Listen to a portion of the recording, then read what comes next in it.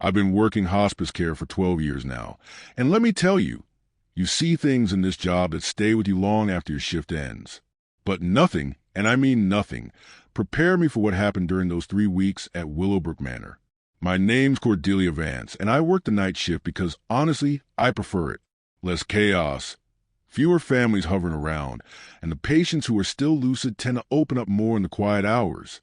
There's something about darkness that makes people want to share their secrets, their fears, their unfinished business. It started with Mrs. Thessaly in room 114. Sweet old lady, maybe 78, with lung cancer that had spread everywhere it shouldn't have. She'd been with us about a week when she grabbed my arm one morning as I was checking her vitals. She came again last night, Mrs. Thessaly whispered, her grip surprisingly strong for someone so frail. Who came, honey? I asked, thinking maybe a family member had stopped by after visiting hours. The nurse in white. She stood right there by my window, just watching me, around 3 in the morning, maybe a bit after. I frowned. All our nursing staff wore scrubs, colorful ones, actually. Hospital policy was to avoid clinical white because it reminded patients too much of, well, hospitals. Are you sure it wasn't one of us? Maybe Janet from the evening shift running late. Mrs. Thessaly shook her head firmly. No, dear. This woman wore one of those old-fashioned white dresses, like nurses used to wear, with a little cap and everything.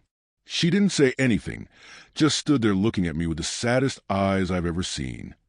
I chalked it up to morphine. Pain medication can cause vivid hallucinations, especially in elderly patients. I made a note in her chart and thought nothing more of it, until Mr. Garrett in 118 mentioned her too. There's a woman who comes into my room at night, he told me a few days later. Wears all white like an old-time nurse. Just stands there staring. Gives me the creeps. Then Mrs. Chan in 121 said the same thing. And Mr. Polk in 115. Always the same description. A woman in white. Vintage nurse's uniform. Appearing around 3 in the morning, never speaking, just watching. By the end of the second week, 6 different patients had reported seeing her. All of them lucid. All of them describing identical details down to the small white cap and the sad expression. I started wondering if we had a problem with someone getting into facility. Maybe a mentally ill person who thought she worked here. I talked to Dr. Martinez about it during morning rounds. Could be mass hallucination, he said, not looking up from his clipboard. Sometimes patients feed off each other's stories. Or maybe it's a new batch of morphine. I'll have pharmacy check it. But I wasn't convinced. These weren't confused, end-stage patients rambling about pink elephants. These were people who could tell you what they had for breakfast and remember their grandchildren's names. So I decided to stay alert during my rounds. Started carrying a small flashlight and checking every corner, every shadow. Made extra trips down the hall around 3 a.m., listening for footsteps that weren't mine. It was on a Tuesday night. I remember because Tuesday was when we got fresh flowers for common area, that I finally saw her. I was coming out of Mr. Garrett's room after adjusting his floor when I caught movement in my peripheral vision. There, at the far end of the hallway, was a figure in white walking slowly from room to room. Not rushing, not sneaking, just moving with purpose, like she belonged there. My heart hammered against my ribs, but I forced myself to walk toward her. "Excuse me." I called out softly, not wanting to wake the patients. "Excuse me, miss." The figure paused outside room 114, Mrs. Thessaly's room, and turned toward me. Even in the dim hallway lighting, I could see her clearly now. She wore a pristine white dress that fell to mid-calf, with a small white cap pinned to dark hair pulled back in a neat bun. Her face was young, maybe mid-30s, but her eyes held a weariness that seemed ancient. We stared at each other for what felt like hours, but was probably only seconds. She looked at me with those sad, knowing eyes, and I felt something pass between us. Not fear exactly, but recognition. Like she was acknowledging that I could see her, that I was finally paying attention. Then she simply faded away. Not dramatically, not with any special effects you'd see in movies. She just became less solid, less there, until she was gone entirely. I stood in that hallway for 10 minutes. shaking and questioning my sanity. But I knew what I'd seen, and I knew the patients weren't hallucinating. The next morning, I did something I'd never done before. I went to the facility's archives. Willowbrook Manor had been operating since 1952, and they kept records of everything. Staff photos, incident reports, even old newsletters. I found her in a staff photo from 1967. Her name was Margaret Hollis, and according to her personnel file, she'd worked a night shift for 15 years before dying in a car accident on her way home from work. The accident happened at 3:17 a.m. on a rainy Thursday morning in March. Margaret had been 29 years old and, according to her supervisor's notes, completely dedicated to her patients, often staying late to ensure their comfort. That night, I waited for her, positioned myself at the nurse's station with a clear view of the entire hallway. Sure enough, at exactly 3:17 a.m., she appeared at the far end of the corridor. This time, I didn't call out or try to approach her.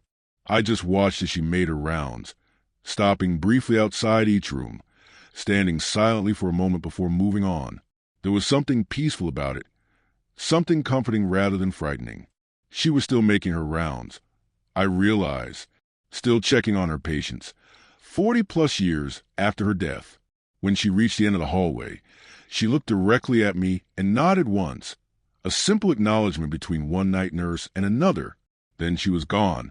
Mrs. Thessaly passed away peacefully 2 days later, and I never saw Margaret again. But sometimes, when I'm walking these halls in the quiet hours before dawn, I swear I can feel someone else making rounds alongside me. And you know what? It doesn't scare me anymore. Some people are just born to be caregivers, and I guess not even death can change that. Story 2. Working the graveyard shift in hospice care. You hear a lot of dying wishes. Some want to see estranged family members one last time. Others ask you to make sure their pets are taken care of. I've had patients beg me to deliver love letters, return borrowed books, even water their garden plants. After 8 years doing this job, I thought I'd heard everything. Then I met Mr. Caspin Aldridge. He was admitted on a Thursday evening.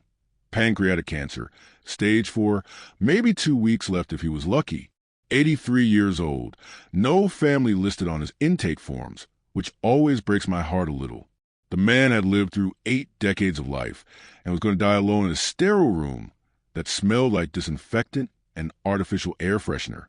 Mr. Caspian was different from most of my patients, though. Sharp as a tack, for one thing. Most folks his age with a condition are pretty heavily medicated by the time they reach us, but he'd refused most of the pain management options. Said he needed to keep his head clear for something important. It was during my second night with him that he made his request. Bastian, he said, that's my name, Bastian Torres. I need you to do something for me. Something that can't wait. I pulled up a chair next to his bed. What do you need, Mr. Caspian? His hands were shaking as he reached into the drawer of his bedside table and pulled out a folded piece of paper and a set of old keys. I need you to go to my house. 1247 Elm Street, the blue one with the broken mailbox. In the backyard, there's an old oak tree. Count 15 paces north from the trunk, then dig down about 2 feet. You'll find a metal box. I stare at the keys in his outstretched hand. Mr. Caspian, I can't just leave my shift to go digging in your yard. Please. His voice cracked, and I saw tears forming in his eyes. I buried something there 40 years ago, and I can't die knowing it's still in the ground. It's eating me alive, son, has been for decades. There was something in his voice, a desperation that went beyond physical pain. I've learned to recognize that particular kind of anguish. It's the sound of someone carrying a secret so heavy it's crushing them from the inside. What did you bury, Mr. Caspian? He closed his eyes. The truth. I should have said no. Should have told him I'd pass his request on to social services. Let them handle it.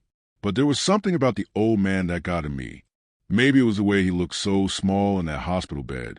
Or maybe it was because I kept thinking about how he had no one else to ask. My shift ended at 7. I heard myself saying, if you can hold on until then. The relief on his face was immediate. Thank you, son. Thank you. I spent the rest of my shift watching him like a hawk, terrified he'd die before I could fulfill his request. When 7 a.m. rolled around, I drove straight to Elm Street instead of going home to sleep. 1247 was easy to spot. A small blue house that had seen better days, with a mailbox hanging in an odd angle like a broken arm. The yard was overgrown, weeds pushing through cracks in the sidewalk. It looked like no one had lived there in years. The backyard was even worse, a jungle of tall grass and brambles. But the oak tree was there, ancient and gnarled, its trunk easily 4 feet across. I paced off 15 steps north, pulled a small shovel from my car, and started digging. 2 feet down, my shovel hit metal with a hollow clank. The box was smaller than I'd expected. Maybe the size of a shoe box, made of some kind of tin that had rusted around the edges but was still intact. My hands were shaking as I pulled it from the ground. Inside were 3 things: a stack of old photographs, a yellowed newspaper clipping, and a letter written in careful handwriting. The photograph showed a young woman, maybe in her 20s, with dark hair and a bright smile. The newspaper clipping was from October 15, 1984. Local woman missing. Police seek information.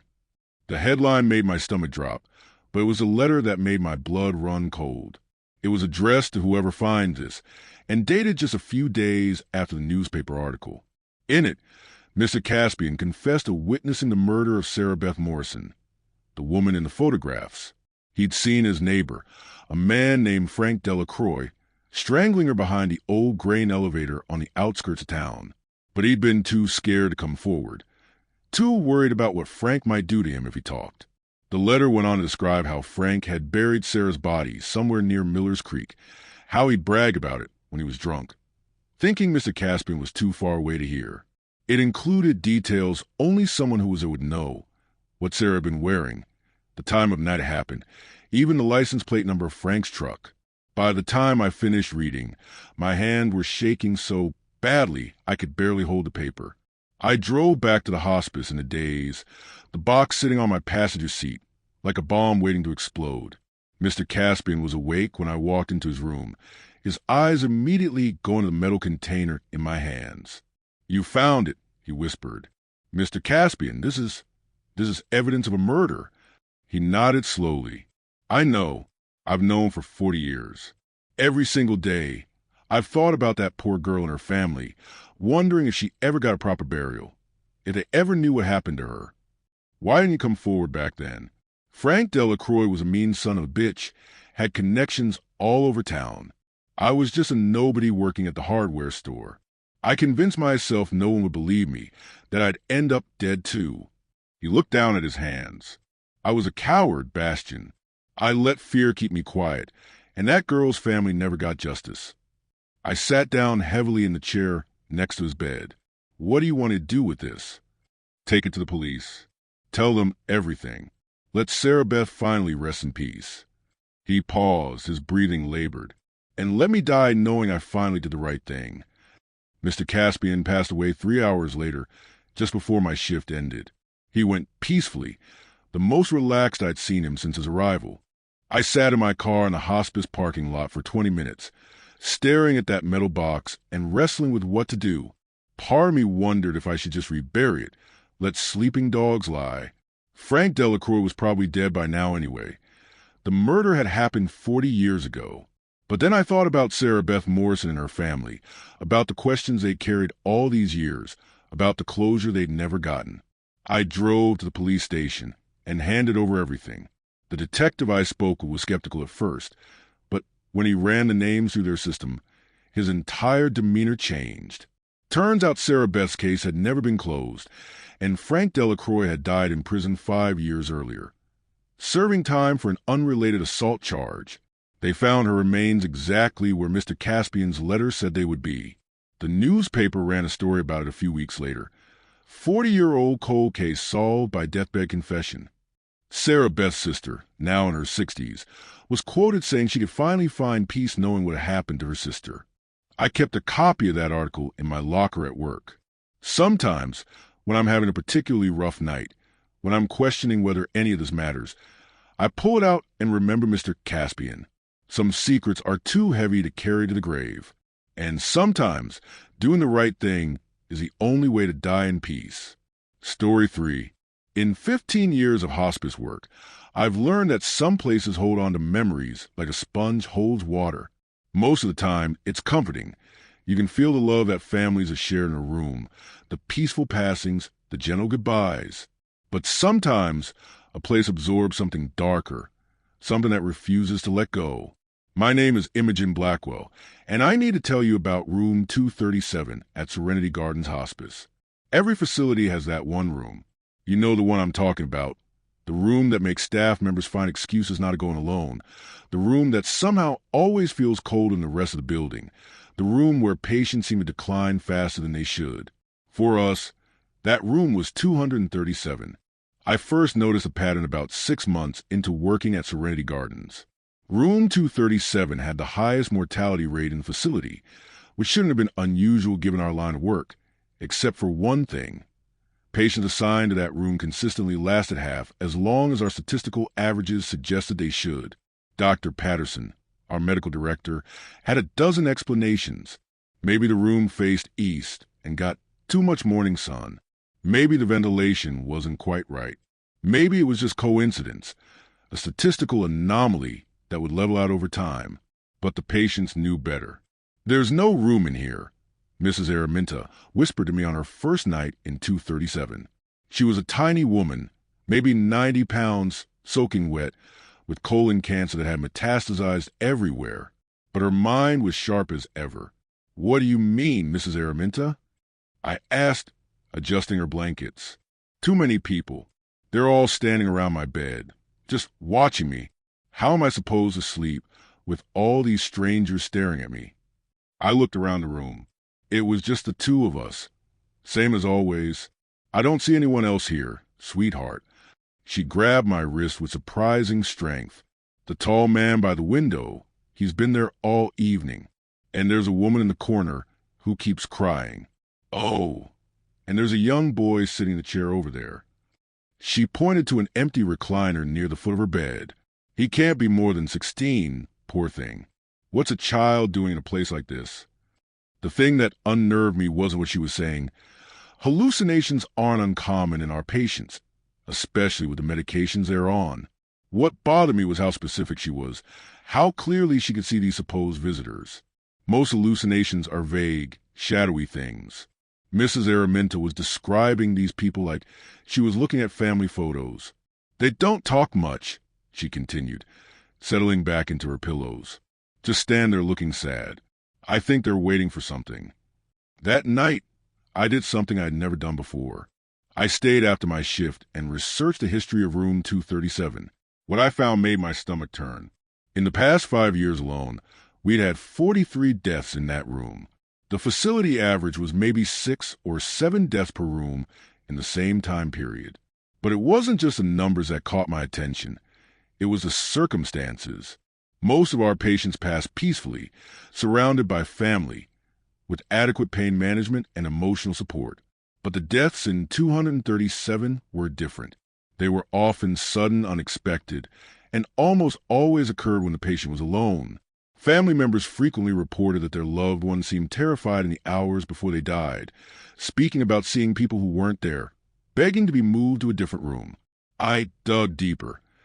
Going back through old incident reports and staff notes, the pattern held.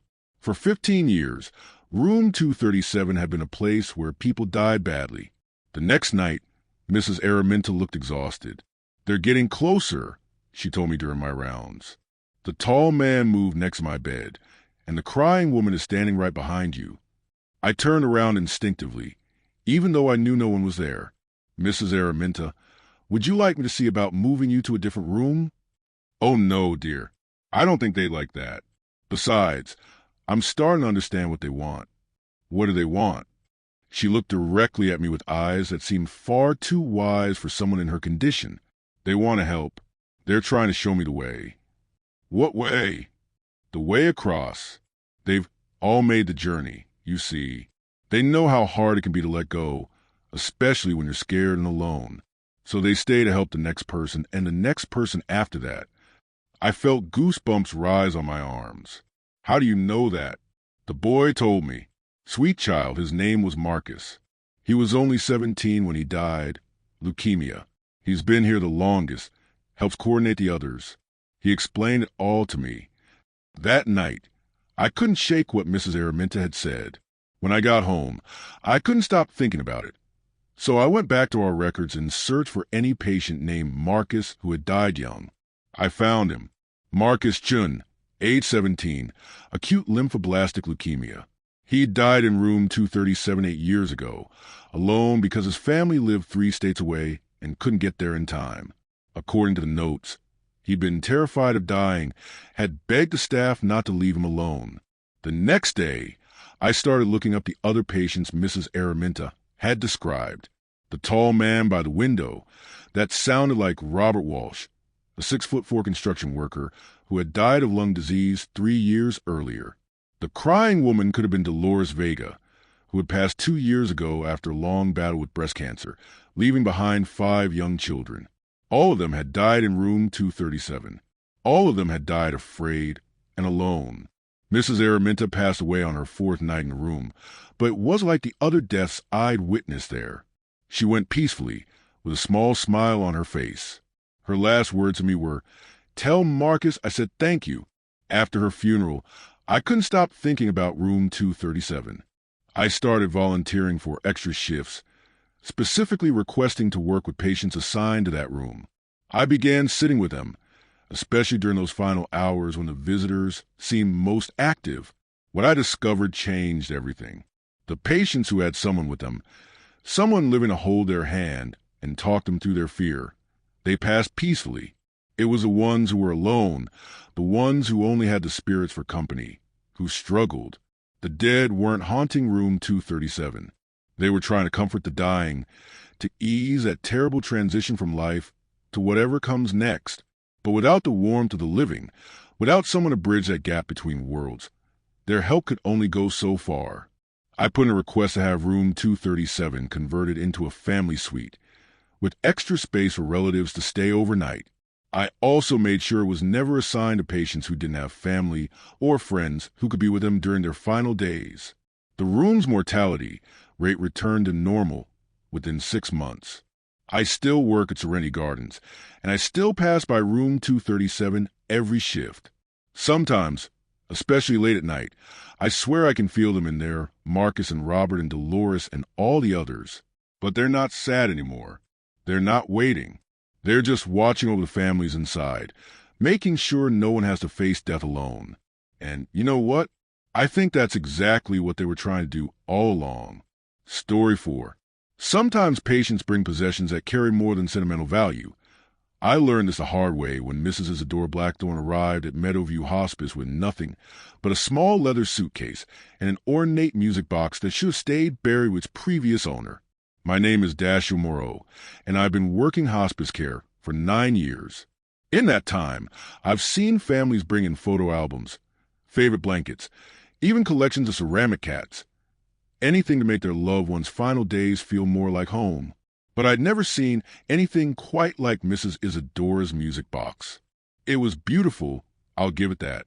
Mahogany would polish to a mirror shine, with intricate brass inlays forming patterns that seemed to shift when you weren't looking directly at them. The lid was topped with a small brass key that you could wind to make it play. But it was a melody that got to you, a haunting, melancholy tune that seemed familiar even though I was certain I'd never heard it before. Mrs. Isadora was 94, sharp as a tack despite the bone cancer that was eating her alive. She'd been a music teacher for 60 years before retiring, and when she placed that music box on her bedside table, she handled it like it was made of spun glass. "Been in my family for generations," she told me that first day, her fingers tracing the brass inlays. "My great-grandmother left it to me with very specific instructions." "What kind of instructions?" I asked, checking her for her. She gave me a look that was equal parts sad and mysterious. That it needs to be passed on to someone who understands its purpose when my time comes. I figured she was talking about the sentimental value. Maybe wanted to make sure it went to someone who would appreciate its craftsmanship. Boy, was I wrong. The music box started opening on its own the second night she was with us. I was doing my midnight rounds when I heard that haunting melody drifting from her room. Found her sitting up in bed, staring at the box with tears streaming down her face. Mrs. Isadora, are you all right? She wiped her eyes and nodded toward the music box, which was playing even though no one had wound it. She's calling to them. Who's calling to who? My great-grandmother. She was what people used to call a medium, back when such things were more openly discussed. This box was her tool for helping spirits communicate with the living world.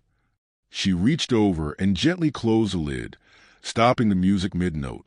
It's been in my family for over a century, passed down to whoever has the gift. I'll admit, I was skeptical. You hear a lot of strange stories in this job, especially from patients on heavy pain medication. But over the next few days, I started noticing things that made me reconsider. The music would start playing at random times, always that same melancholy tune, and whenever it did, other patients in nearby rooms would become agitated. Not scared exactly, but expectant, like they were waiting for something. Mr. Chun in the next room started talking about his deceased wife visiting him. Mrs. Patterson down the hall began having detailed conversations with her dead brother. Even Mr. Rodriguez, who'd been mostly unresponsive since his stroke, started mumbling about seeing his parents. The thing is, these weren't the usual confused ramblings you expect from medicated patients. These conversations were specific, personal, filled with details about shared memories and inside jokes. Family members who came to visit were astonished by how accurately their loved ones were describing deceased relatives, including details they shouldn't have known. The music opens a door, Mrs. Isadora explained to me one evening after the box had been particularly active. It creates a bridge between this world and the next, makes it easier for those who've passed to reach through, and comfort those who are preparing to join them. That's impossible, I said, though even as the words left my mouth, I wasn't sure I believed them.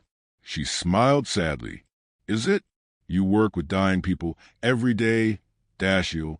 Haven't you ever noticed how many of them speak about seeing deceased loved ones in their final hours? Haven't you wondered if maybe, just maybe, they're actually seeing something real? I had wondered about that. Actually, in 9 years of hospice work, I'd lost count of how many patients had described visits from dead spouses, parents, children. Medical professionals always explain it away as oxygen deprivation or medication side effects, but the patients always seemed so certain, so comforted by these experiences. The music box's influence seemed to be growing stronger. Patients throughout the wing were reporting visits from deceased family members, and the conversations were becoming more frequent and more detailed. But here's the strange part. Instead of being frightened or confused, the patients seemed more peaceful, more ready to let go. Mrs. Patterson, who had been fighting her cancer diagnosis with bitter determination, suddenly began talking about how her brother had told her it was okay to stop fighting, that he'd be waiting for her on the other side. She passed away 2 days later with a serene smile on her face. Mr. Chun, who had been anxious and restless since his arrival, calmed down completely after his wife's visits began. He told me she was helping him understand that death wasn't ending but reunion, and he seemed genuinely excited about joining her. It was beautiful and terrifying at the same time. One night, the music box opened while I was in Mrs. Isadora's room adjusting her morphine drip. The melody filled the air, and suddenly I felt something, a presence, warm and familiar, though I couldn't place it. Do you feel her? Mrs. Isadora whispered. I nodded, not trusting my voice. The presence felt female, elderly, and incredibly kind, like being wrapped in a grandmother's hug. That's my great-grandmother, Viviana. She's been with this box for 80 years, helping ease the transition for those who are ready to cross over. But she needs someone to take over the responsibility. What do you mean? Mrs. Isadora's eyes met mine, and I saw a lifetime of carrying this burden reflected there. The box needs a keeper, someone who can help guide it to where it's needed most. Someone who works with the dying and understands the importance of what it does. I stare at the music box, still playing its haunting melody. You want me to take it? Only if you're willing. It's not a burden I'd wish on someone who isn't ready for it. But I've watched you these past weeks, seen how you care for your patients, how you ease their fears. You have the right spirit for this work. Mrs. Isadora passed away peacefully 3 nights later, surrounded by what the medical staff couldn't see, but I now knew were there, generations of her family, come to welcome her home. I kept the music box. That was 6 months ago, and I've learned to work with its unique properties. When I sense that a patient is struggling with their transition, when they're afraid or fighting against the inevitable, I bring the box to their room. The music opens that door between worlds, allows their loved ones to reach through and offer comfort. I've seen husbands reunited with wives, children comforted by parents, friends offering final goodbyes. The box doesn't force anything. It simply makes possible what was always meant to be. Some people are meant to die alone, and that's okay too. But for those who need that final connection, that last conversation with someone they've lost, the music box is there. Mrs. Adore was right about one thing. It's not a burden. It's a privilege. And someday when my time comes, I'll need to find someone else who understands that helping people die well is just as important as helping them live well. Until then, the music plays on. Story 6. After 20 years in hospice care, I thought I'd seen everything. Until the phone calls started. My name is Serafina Kane, and I've been working the night shift at Restful Meadows Hospice since I was 23 years old. In 2 decades, I've held more hands during final moments than I care to count, listened to more deathbed confessions than a priest, and learned that dying is rarely as peaceful as the movies make it seem. But nothing in all those years prepared me for what began happening 3 months ago. It started with Mrs. Evangeline, a sweet old lady with emphysema who'd been with us for about a week. She was one of those patients who apologized for everything, for needing help to bathroom, for asking for extra blankets, for existing at all, really. So when her bedside phone rang at exactly midnight on a Tuesday, I didn't think much of it. "Oh my," she said after hanging up. That was my Harold. I was checking her oxygen levels and looked up. "Your Harold?" "My husband. He called to tell me he's waiting for me, that it's beautiful where he is." She had the most peaceful expression I'd ever seen on her face. "He's been gone for 8 years, you know. I've missed him so much." I figure it was a wrong number, maybe someone playing a cruel prank, or possibly one of her medications causing confusion. Harold was listed as deceased on her intake forms. But Mrs. Evangeline seemed so calm, so genuinely happy, that I didn't have a heart to question it. She passed away the next evening, quiet and content, whispering Harold's name. A week later, it happened again. Mr. Benedict, 91 years old, liver failure. His phone rang at midnight on the dot. I was in the hallway and heard him talking animatedly to whoever was on the other end, laughing for the first time since he'd been admitted. "Who was that, Mr. Benedict?" I asked when I went to check on him. "My little brother Tommy," he said, eyes bright with tears. Can you believe it? After all these years, he called to tell me he forgives me. We had a falling out back in '73, never spoke again. I've carried that guilt for 50 years, and tonight he told me it's okay, that he understands why I did what I did. I checked his chart. Thomas Benedict, listed as deceased 1998.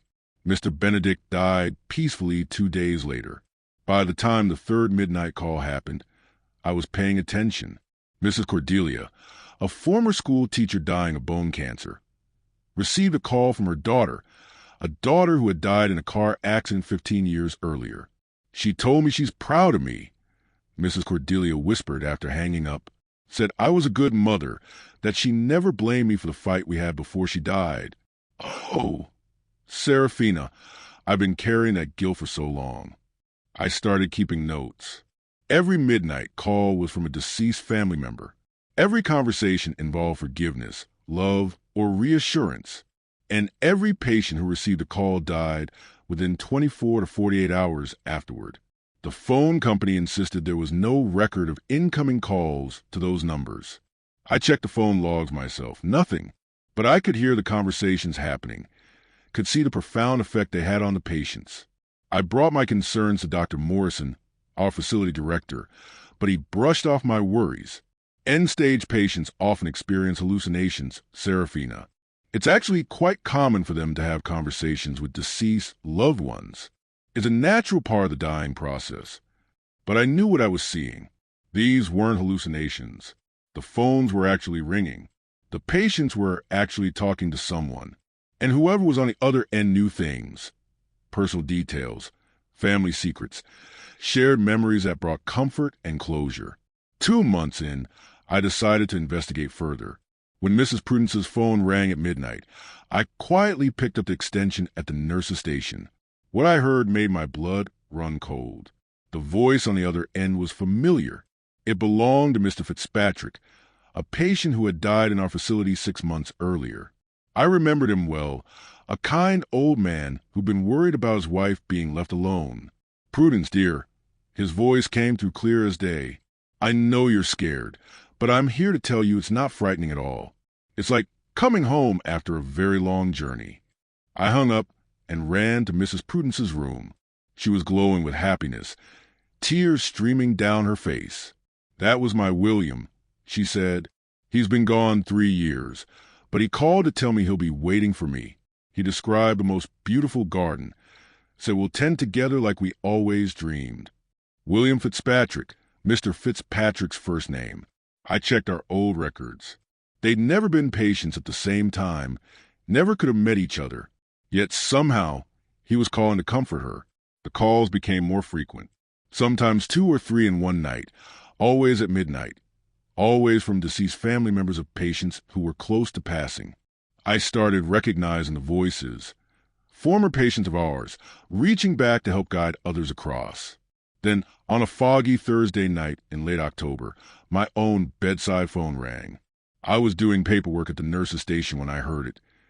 The familiar ring coming from the small phone we kept there for emergencies. I looked at the clock. 12 a.m. exactly. My hands were shaking as I answered. "Serafina." The voice was warm, familiar, and impossible. "It's Margaret. Margaret Thornfield. My mentor, the nurse who had trained me when I first started working hospice care 20 years ago. She died of a heart attack 5 years earlier, right here in the facility during her night shift. Margaret." I whispered, "I know this is confusing, dear, but I need to warn you about something. The calls aren't random. There's a pattern you need to understand." My throat felt tight. "What pattern?"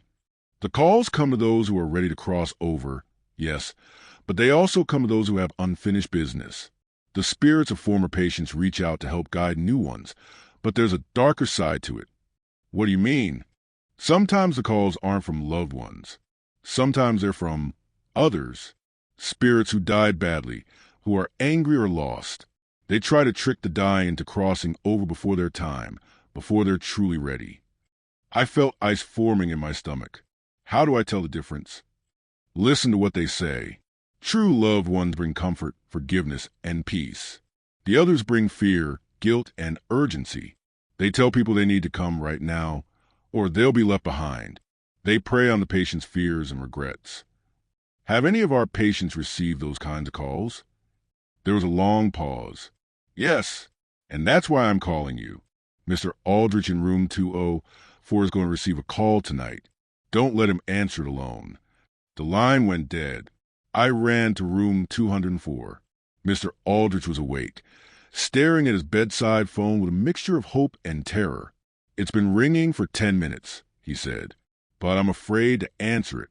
Something doesn't feel right." I sat down next to his bed. "What doesn't feel right?"